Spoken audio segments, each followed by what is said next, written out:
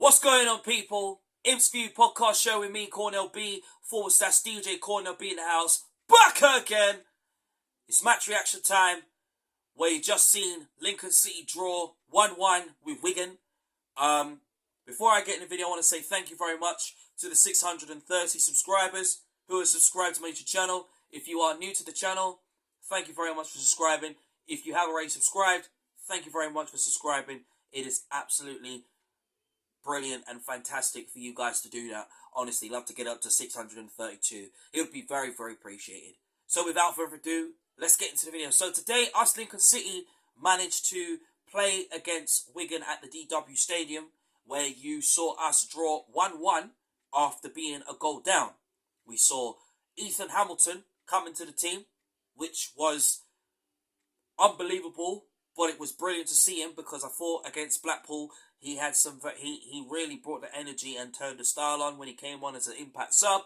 We saw Collins come on for Ben House, obviously, who was out with a dead leg, but then happened sooner enough, he was on the bench. And I was like, that was a quick dead leg? Oh my days, I can't believe it. But anyways, it was fantastic to see House on the bench, and it was brilliant to see George Wickens on the bench. Won't be surprising if George Wickens starts next week. Won't be surprised. But honestly, we saw Collins start from. Jovan McCarmer obviously played today. 3 changes been made. Never seems to amaze. But honestly, boy oh boy oh boy, we got going. Yeah? 5-10 minutes, we had all of the ball. We had more possession. 56% of possession. They had 48% of possession from that first half. Yeah? And then obviously, we was peppered quite a lot, especially when you got lone players from Nottingham Forest like Dale Taylor, who was peppering our defence and bossing it for their team. Honestly, I'll be honest, I thought we played really well in that first half. And despite good possession, despite having more of the ball, more dominant in the first half, we had so many chances to score. Hamilton had one. Rico had one when he came on in the second half. James Collins had one in the first half as well. Tom Bayliss had 2. Had one from a free kick, which almost went in. If it was a bit lower, I think that would be another goal of the season already. We're like seeing the brand new version of David Beckham, the prime version of David Beckham in Tom Bayliss. And then Tom Bayliss had another one, hit the woodwork. So unlucky. We could have had 2 or 3 goals in that game. But honestly, I think despite all the hard work and despite all the hard working performance in the first half, we got outdone by in 36 minutes by Smith. Matt Smith of former Arsenal player, graduate, who scores the goal. And honestly, same thing, lack of defending. And sometimes I kind of feel, well, maybe only thing I would say, I would like to see Sean Rowan track back, because obviously, could he have helped Adam Jackson avoid us conceding that goal? Could have Sean Rowan played his part by tracking back and helping out the team and helping out our defence, and then we wouldn't be in the situation that we are? Because I did predict 1-0, but obviously the prediction backfired and stuff. But it's okay. That's what's being optimistic about, honestly. But then we go down, and then we concede, and then everything is Wigan. Wigan in the first half, despite dominating the ball, despite having more chances, opportunity, and then we had to make a substitute at half time. Iran comes off with an injury, hoping that Ethan Iran's injury is not that serious. And Conor McGrandles comes on in at half time. Maybe Skubala could have made 3 changes, to be honest, because honestly I would have rather seen Hackett come on at half time. Obviously, I wasn't sure about the Hamilton coming off for Freddie Drapes, even though Freddie Drapes has played really well against Northampton Town, played well against Peterborough United. But it's about giving the other players a chance and an opportunity for them to really showcase their talents and really show Michael Skubala why they need to be in Skubala's first team plans. But honestly, our determination and our confidence and our hard work never gave up. And, the idea was, and I said, listen, we can't give up. We can't. We're still in the game. And I said that at half time. I tweeted that at half time, and I said, listen, we're still in this. We ain't giving up. This is not over. It's not over until it's over. And I predicted 1-1, and God said, done. My answers and my prayers were answered. We scored the equalising goal. McCarthy came off at half time. Honestly, had to come off for Ben House. Obviously, McCarthy was on a yellow card. Was on a yellow card. Was on the verge of getting a red because he was playing like really aggressive in the game, which is fantastic, but not overly over aggressive. And honestly, if he didn't look well, he could have got a red card.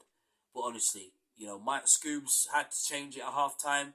Maybe could have made, instead of making one, could have made 3 changes at half time and stuff. Yes, it might have been a little bit harsh on some of the players, but honestly, it's about giving the other players a chance and an opportunity for them to really showcase their talents and to show Michael Skubala why they want to be in the first team, why they want to be in the starting 11 plans for this season. And said done, the subs really made an impact. Rico Hackett came off for Jeffries. Obviously, I was pleased that Rico Hackett came on, because when Rico Hackett came on, the game changed, and we're seeing the very best of Rico Hackett, and that's the reason why Rico Hackett is such a fantastic baller. And when he's on form and he's on fire, that is when you see the very best of Rico Hackett. But the second half, I thought we turned it up on the style. Yes, Wigan had more of the ball, which they did. They had more chances to score, but Jamie Carragher's son, honestly, never seems to amaze me. He's everything like his dad. Because when his dad was playing for Liverpool, his dad was the same dirtiest fouler in the game. Honestly, giving away penalties, giving away free kicks outside, inside the box. Never seems to amaze. But honestly, listen, to get the penalty after, when I saw the 80 minutes and I saw the changes being made, when I saw Hackett coming on, when I saw Draper coming on, when I saw House coming on, Ring coming on, the game just completely changed completely. And honestly, even though the changes really worked, we still never quit. And I said, listen, we are not giving up from this. We will score the equalising goal. And my answers was answered. And we got the equalising goal. And finally, after being a goal down in that first half, we struck first. We struck. And that was to get the winning penalty. And you know what? James Collins. This is what I like about James Collins. Absolutely one of the best experienced players in the business of League One. And that's the reason why last season he is a proven League One goal scoring machine who can score goals and really get you into the game and make sure that the young players like Draper, like McCarthy, really get into their stride and really be that new future. And you know what? James Collins, / James Bossman Collins, you know the rest, scores from the penalty spot despite having his goal, his penalty saved by the keeper. No disrespect towards Sam Tinkle. Please don't get me wrong. But you know what? James tinkled that goal into the net. Bang! And we drew 1-1. Yeah, we're still where we are. We're still 12th in the table, which is not a very great sign. But you know what? Listen, it is what it is. We are where we are in the table.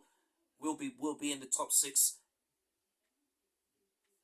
come the end of this season. But like I've always said, it was very important for us to get that goal, because I'll be honest, Wigan found ways to make sure that we, Lincoln City, were pegged back in that first half. Even though we had more of the ball and had more possession and had more dominance in the first and the second half. And I'll be honest, honestly, I wouldn't say that we were at our best. We were at our best in the first half, but when the goal went in, we thought, oh my days, we were going to give up. But no way. No freaking way. We weren't giving up at all. Our objective was to get a point. Yes, it would have been nice to get all 3 points. When I saw 4 or 5 minutes, I said, you know what? I think we can easily get the winning goal. But honestly, I'll take a point, and yeah, of course, it's still a very valuable point that we, Lincoln City, deserved, and we got that. Banners aside and talks aside, honestly, where do I see us go from here? Obviously, it's deadline day on Monday, the 3rd of February. We're in February now. Deadline day is upon us. And right now, it's going to be very interesting to see what other players come in. Are we going to bring in a left-sided player? Are we going to bring in a centre-back? If it was me, and if I had a message to Lincoln City Football Club and Michael Skubala and the recruitment board, I'd bring in a centre-back because, to be honest, there's no point of us waiting around for Tom Hammer because Tom Hammer's back in training and, he's not going to be back until mid-February, and we might not see the very best of him until he can get back to his full absolute potential and his full fitness, which I know I can see Tom Bayliss getting. But we need another side. We need a left-sided player. We need a centre back. And honestly, we're stacked in the midfield. We need maybe another wide player. Obviously, despite that, Joe Gardner can also play in Jack Moylan's position as well. With Dylan Duffy gone now, it wouldn't be surprising if we get another central attacking midfielder just to come in and to really make the impact that we Lincoln City, because we still lack someone. We still lack that sort of pace going forward. We lack that creativity in there, even though we've got it in Tom Bayliss. But obviously with Duffy gone now, we still need that sort of creative ability player to come in as well too. But look, we got a point today. That was the most important thing, and we can be very, very proud of that. Obviously, brilliant penalty by James Collins, and this is what James Collins does: scores goals. That's the reason why he is the experienced player that he is, and I've been crying out for him to start. I've been crying out for him and Ben House, or even if we don't see him and House start, but obviously him and Draper and playing up front, or obviously we saw him and McCarver play up front, but obviously I'm looking forward to seeing him and Joe Gardner play up front, and then Caden Archer when he comes back, and then the same thing for Tyler Walker as well. So it is what it is, but look, we got a very valuable point today, and we can be very, very proud. Thank you very much for watching the Imps View podcast show with me, Cornell B, /DJ Cornell B in the house.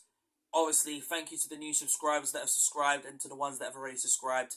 Love to get up to 632. It'll be very, very appreciated. This is your boy Cornell B, /DJ Cornell B. Up the Imps.